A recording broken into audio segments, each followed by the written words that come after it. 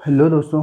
तो मैं अंशुमन स्वागत करता हूं आपका इस वीडियो लेक्चर में। इस वीडियो लेक्चर में हम लोग बात करने वाले हैं, जैसा कि आप पहले ही देख सकते हो यहाँ पे लिखा गया है कि स्ट्रेटजी आपको कैसे बनानी है आईआईटी जैम 2023 के लिए। ठीक, एग्ज़ाम बहुत करीब है। आपको पता है कि 12 फेब को एग्ज़ाम होने वाला है 2023 में। अगर मैं मोटा मोटी देखूँ अभी से, ठीक है भाई साहब, तो आपके पास 3 महीने बचे बस, अक्टूबर, नवंबर और दिसंबर। ठीक है ना। जनवरी क्योंकि मैं इसलिए सेफ रखना चाहता हूँ क्योंकि आप उसमें टेस्ट सीरीज़ देते हो। ठीक है। बहुत ज़्यादा अगर मैं माने तो 3.5 महीने कह सकते हो। 3.5 महीने में आपको क्या करना है, सिलेबस ख़त्म करना है। ठीक है। कुछ लोग होंगे जो अभी नहीं शुरू किए हैं, फॉर्म आए हैं तभी पढ़ना शुरू कर रहे हैं। ठीक है। कुछ लोग का पहले से ही तैयारी हो रखी है, वो लोग जनवरी फरवरी मार्च से ही शुरू कर दिए थे, अभी तक वो लोग रिवीजन कर रहे हैं। ठीक है ना। तो उनके लिए तो है नहीं क्योंकि उनका तो होना तय है। ठीक। जो अभी से तैयारी करना शुरू कर रहे हैं भाई साहब, वो क्या करके अच्छी रैंक वगैरह ला सकते हैं, उनके लिए ये वीडियो है। ठीक है। ध्यान से सुनिएगा। जो लोग पहले से तैयारी कर रहे हैं, मैंने बताया पहले कि अगर आपका सिलेबस ख़त्म हो गया तो आपको रिवीजन करते हुए चलना है।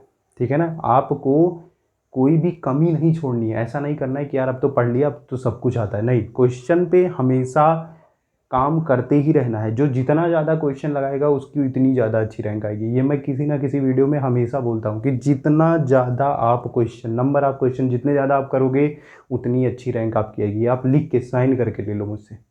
ठीक है, बिल्कुल सही। अब देख लेते हैं जो लोग अभी से तैयारी शुरू किए हैं उनके लिए क्या चीज़ें होने वाली हैं। तो स्ट्रेटेजी है, कुछ लोग होंगे जो लोग कोचिंग ज्वाइन कर लेंगे, कुछ लोग हैं जो कोचिंग वगैरह नहीं ज्वाइन करेंगे। ठीक। अभी फॉर्म निकला है तो सोचेंगे क्रैश कोर्स वगैरह ले लेते हैं या किसी कोचिंग को ज्वाइन कर लेते हैं। तो अगर आपने किसी कोचिंग को ज्वाइन किया, वो क्या करेंगे, एक सेट आप पर्टिकुलर आपको क्या देंगे, एक कि कैसे कैसे आपको सिलेबस कंप्लीट कराया जाएगा। ठीक है। ये कोचिंग वाले प्रोवाइड कराएंगे। तो आपको क्या करना है, उसकी स्ट्रेटेजी में आपको उस कोचिंग वाले पे ध्यान देना है, उस पर ट्रस्ट करना है। समझ पा रहे हो। आपको क्या करना है, कोई भी कोचिंग वाला अगर आपको कोई क्रैश कोर्स दे रहा है तो आप उसी के अकॉर्डिंग चलिए। अपना दिमाग शेष और चीज़ें करने की ज़रूरत नहीं है। मैं सिर्फ ये कह रहा हूँ क्योंकि अगर आपने कोचिंग भी ली और आप अपने आप से भी कर रहे हो फिर आपका सिलेबस कंप्लीट नहीं हो पाएगा। तो कोचिंग अगर आपने ज्वाइन की तो वो लोग जो वीडियो लेक्चर्स दे रहे हैं, वो लोग जो मतलब पढ़ा रहे हैं, लाइव क्लासेस ले रहे हैं, उन्हीं को पढ़िए, उनके असाइनमेंट सॉल्व करिए, उनकी टेस्ट सीरीज दीजिए बस, और उन पे भरोसा करिए कि हाँ अगर कोचिंग वाले ये दे रहे हैं तो ये मेरे भलाई के लिए ही होगा। ये मत देखिए कि अरे यार वो ऐसे कर रहा है, वो ऐसा कर रहा है, आपका दोस्त तो बहुत आगे निकल गया, ये नहीं सोचना है। कोचिंग अगर आप ज्वाइन कर लिए तो कोचिंग के अकॉर्डिंग ही चलिए। वो अगर कह रहे हैं कि अभी टाइम है बुक पढ़ लो तो आप बुक पढ़ो, अगर वो कह रहे हैं अभी टाइम नहीं है बुक पढ़ने का तो मत पढ़ो। ठीक है। तो कोचिंग वालों को क्या करना है, कोचिंग पे ट्रस्ट करना है। ठीक है। तो आप कोई भी अगर कोचिंग ज्वाइन कर रहे हो तो उस पर ट्रस्ट करिए और उसी के अकॉर्डिंग ही चलिए। अगर वो कह रहा है कि दिसंबर से टेस्ट सीरीज देना शुरू कर दो तो आप देना शुरू ही कर दो। ठीक है। उसी के अकॉर्डिंग ही चलो, तभी आपका सिलेक्शन होगा, नहीं तो नहीं होगा। अपना दिमाग अगर इधर उधर का लगाए कि ये भी पढ़ लें वो भी पढ़ लें, ये भी कर लें वो भी कर लें, तो कुछ नहीं होगा।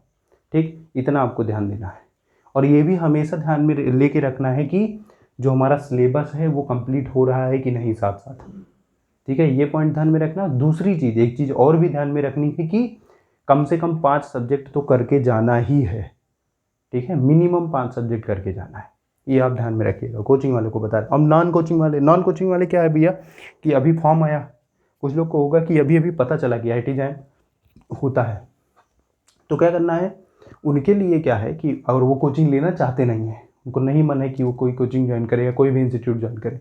ठीक है। तो उनके लिए सबसे बड़ी चीज़ ये है कि अगर आप नॉन कोचिंग के हो तो पहले आप सिलेबस देखो।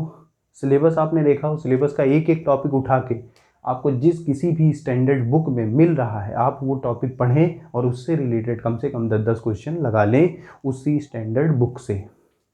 ठीक है ना। जैसे मैं बात करूं अगर इलेक्ट्रोमैग्नेटिक थ्योरी की, तो इलेक्ट्रोमैग्नेटिक थ्योरी में आप देखोगे तो जो शुरुआत होती है सिलेबस में लिखा रहता है इलेक्ट्रिक फील्ड, मैग्नेटिक फील्ड, ये सब चीज़ें ऐसे सिलेबस में लिखी हैं। तो आपको क्या करना है, जैसे इलेक्ट्रिक फील्ड लिखा है तो इलेक्ट्रिक फील्ड आपको पहले पता होना चाहिए क्या क्या होती है, इलेक्ट्रिक फील्ड कैसे निकालते हैं, ये आप अपने कॉन्सेप्ट पढ़ा। अब उस पर क्या करना है, आपको 10 क्वेश्चन कम से कम लगाने हैं। तो नॉन कोचिंग वाले क्या करें, स्टैंडर्ड बुक्स फॉलो करें प्लस सिलेबस। ठीक है ना। तो इनके लिए क्या करना है भैया, स्टैंडर्ड बुक्स प्लस सिलेबस के साथ। ऐसा नहीं है कि कुछ भी पढ़े जा रहे हो, बुक में ज़्यादा लिखा है, उतना आपको पढ़ना है नहीं। जैसे ग्रिफिथ्स का कितना, जैसे आपकी इलेक्ट्रोडायनेमिक्स की ग्रिफिथ्स है ना, तो उसमें कितना 7 चैप्टर आपको सिर्फ करने हैं। ऐसा नहीं है कि आप पूरा जितना है 14-15 चैप्टर सारे कर ले रहे हो, ऐसा नहीं करना है। तो इसीलिए सिलेबस जरूरी है, सिलेबस देख के स्टैंडर्ड बुक्स फॉलो करनी है। स्टैंडर्ड बुक्स में मैं बताऊँ तो जैसे आप क्लासिकल मैकेनिक्स में मैं कहता हूँ एच सी वर्मा पढ़ो, अगर आपको बेसिक भी क्लियर नहीं है। अगर बेसिक क्लियर है तो आप एच सी वर्मा छोड़ के किस पे जा सकते हो, क्लेपनर एंड कॉलिन को, ठीक है ना, क्लासिकल मैकेनिक्स की, उससे डायरेक्ट क्वेश्चन आते हैं। फिर उसके बाद इलेक्ट्रोडायनेमिक्स में जैसे बुक है टीजे ग्रिफिथ्स, डेविड जे ग्रिफिथ्स ऐसे करके एक नाम है, ठीक है, इलेक्ट्रोडायनेमिक्स की वो बुक हो गई। फिर आप आओगे थर्मल फिजिक्स में, थर्मल फिजिक्स में मैंने पढ़ी थी गर्ग बंसल घोष, उसके क्वेश्चंस बहुत अच्छे हैं, मतलब बेसिक क्वेश्चन है एकदम, और उसमें कॉन्सेप्ट अच्छे दिए हैं। तो आपको सिलेबस देख के कॉन्सेप्ट पढ़ने हैं और उससे क्वेश्चन लगा लेने हैं गर्ग बंसल घोष से, बिल्कुल सही है। वेव्स एंड ऑप्टिक्स का मैं बात करूँ तो अजय घटक कहते हैं लोग ऑप्टिक्स के लिए, ठीक है ना। और वेव्स एंड ऑसिलेशन के लिए आपको बुक पढ़नी चाहिए एन के बजाज करके, इंडियन ऑथर की बुक है, अच्छी बुक है। एटॉमिक फिजिक्स के लिए जैसे मैं बात करूँ तो बहुत छोटा सिलेबस है, लेकिन उसको भी पढ़ने के लिए आपके पास बुक होनी चाहिए। एक बुक इंडियन ऑथर की है राजकुमार करके, एटॉमिक फिजिक्स की, ठीक है ना, वो फॉलो कर सकते हो।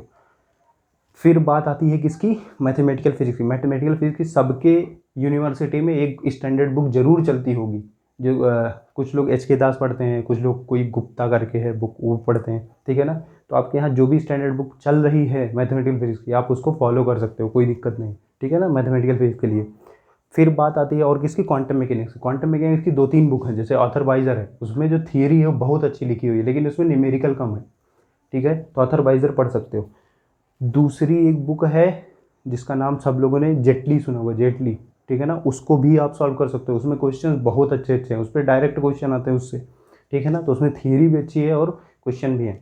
और एक बुक आपको और पता होगा, जिनको नहीं पता है बता दूं, क्वांटम मैकेनिक्स भी एच सी वर्मा सर ने लिखी है, क्वांटम मैकेनिक्स की बुक, ठीक है ना। तो quantum mechanics by H C Verma sir, उसको भी सर्च करोगे वो भी मिलेगी, ठीक है ना। उसको तो मैं तो कहता हूँ खरीद ही लो, उसमें 15-16 चैप्टर दिए हैं, और उसको अगर आप पढ़ लेते हो तो आपको क्वांटम मैकेनिक्स का बेसिक एकदम अच्छे से क्लियर हो जाएगा, ये आप जान लो। और उसमें जो क्वेश्चन दिए हैं आप उतना ही कर लेते हो तब भी आपको क्वांटम मैकेनिक्स पूरा क्लियर हो जाएगा, ठीक है।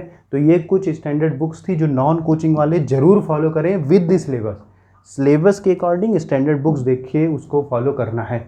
और एक चीज़ और इनको बताऊंगा कि इनको, जैसे आपने ये तो फॉलो कर लिया, अभी क्या करना है, जनवरी जब आ जाएगा, जनवरी आप ये तो कर ही रहे हो, जनवरी आए तो आपको एक टेस्ट सीरीज ले लेनी है, चाहे जिस इंस्टीट्यूट से, मैं ये नहीं कहूँगा कि कोई किसी कोचिंग इंस्टीट्यूट का मैं नाम नहीं लूँगा, आपको जिससे लेनी है आप ले सकते हो, लेकिन एक टेस्ट सीरीज जरूर ले लें। और minimum minimum 10 full length test series जरूर दो, ठीक है ना, 10 फुल लेंथ टेस्ट सीरीज आपको देनी है। और कोचिंग वाले बच्चों को भी मैं ये कहूँगा कि भैया जब आप लोग सिलेबस लोगे, जब आप लोग कोई कोचिंग परचेज करोगे, किसी का क्रैश कोर्स लोगे, तो वो लोग आपको टेस्ट सीरीज देंगे, तो उनकी test series 10 full length 10 test series जरूर देनी है आपको, उससे आपको पता चलेगा कि आप कहाँ स्टैंड कर रहे हो।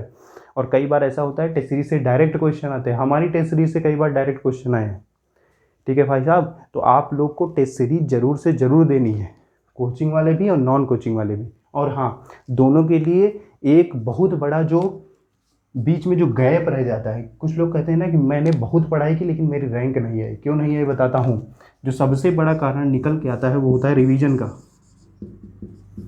ठीक है ना। अगर आपने रिवीजन नहीं किया, रीविजन देख लो ना, 2 शब्दों से मिल के बना, री प्लस विजन, एक बार और विजन, ठीक है। कोई चीज़ पढ़े तो वो ऐसा नहीं है कि अनंत काल तक याद हो गई, ऐसा नहीं है।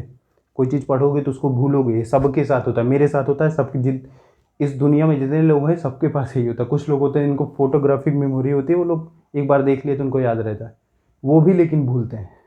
ऐसा नहीं है कि एक चीज़, हाँ उनको चित्र वगैरह याद रहते हैं कि हाँ इसको कहीं देखा है, ऐसा पूरी क्लियर चीज़ें नहीं याद होंगी। तो आपको फार्मूले पढ़ रहे हो, भूल रहे हो, कोई दिक्कत नहीं, आपको क्या करना है, रिवीजन करना है, ठीक है भाई साहब। तो रिवीजन करते हुए चलोगे आप भी, और आप भी हर हफ्ते में 6 दिन सिलेबस फॉलो करो, ये लोग कोचिंग का अपने मटेरियल फॉलो करें, और प्लस 7वें दिन, ठीक है ना, हफ्ते में 7 दिन है, 7वें दिन जो है जितने भी चीज़ें आपने 6 दिन में पढ़ी हैं उसको रिवाइज करो, उसके शॉर्ट नोट्स बनाओ, ठीक है ना। फिर उसके बाद आप प्रोसीड करो। हर हफ्ते अगर ऐसा करोगे तभी आगे जाके IIT JAM के पेपर में कुछ लिख पाओगे, ठीक है। 3-4 महीने में ऐसे मैंने लोगों को देखा है, मेरे भी बहुत सारे स्टूडेंट ऐसे हैं जिन लोगों ने 3-4 महीने में अच्छी रैंक की है, ठीक है ना। मेरे ही जान पहचान के अभी उसका MSc हो गया, ठीक है ना, शिवम अग्रवाल करके एक लड़का मतलब हमारे ही कोचिंग से उसने पढ़ा था। उसने अक्टूबर-नवंबर से तैयारी शुरू की थी, ठीक, सही से पढ़ा, बेसिक से अच्छे से उसने पढ़ा, टेस्ट सीरीज वगैरह दी, उसको IIT धनबाद मिल गया था, ठीक है ना। कुछ बच्चे हैं जिनको IIT BHU भी मिल गया था। तो आपको IIT मिल सकती है अगर आप अभी से ही तैयारी शुरू करोगे, वो भी ईमानदारी से पढ़ोगे तभी कुछ हो पाएगा, नहीं तो नहीं हो पाएगा। और ये भी बता दो, जो शिवम अग्रवाल है उसकी प्लेसमेंट भी हो गई IIT धनबाद से। उसने फिजिक्स चूज़ किया था और वहाँ से उसको किसी कोचिंग इंस्टीट्यूट में पढ़ाने का ऑफर मिला था, वो शायद 8 और 9 लाख रुपीज़ पर एनम का, ठीक है भाई साहब। तो आपको ईमानदार, अगर जिसको करना है, मैं उसको बता रहा हूँ, अगर आपने ईमानदारी से अब भी सिर्फ 4 महीने अपने दे दिए, जो मोबाइल है उसको दूर रख दिया, T20 वर्ल्ड कप बाद में उसका हाईलाइट देख लिया, तो शायद आपको IIT मिल जाएगी और IIT में जाके हाईलाइट देखोगे, ठीक है ना। नहीं तो फिर घर पे बैठ के देखना हाईलाइट भी और मेन मैच भी, ठीक है। तो ईमानदारी से पढ़ो, अच्छे से पढ़ो, और अगर IIT जैम चाहिए और IIT में जाके पढ़ना है, वहाँ पे जाके एक्सप्लोर करना है कि क्या होता है, मेरा ये पर्सनल एक्सपीरियंस है कि जो लोग IIT गए हैं उनका जो थिंकिंग स्किल है वो बहुत इम्प्रूव हुआ है, ये जान लो। ये मैंने खुद से एक्सपीरियंस किया है, जितने लोगों से मैंने बात की। तो अगर आपको वो चीज़ करनी है, वो एक्सपीरियंस करना है कि IIT क्या होती है, IIT में लोग कैसे रहते हैं, तो प्लीज़ मेहनत करिए और IIT ले लीजिए, ठीक है ना। तो मैं इसमें अब चलता हूँ, धन्यवाद।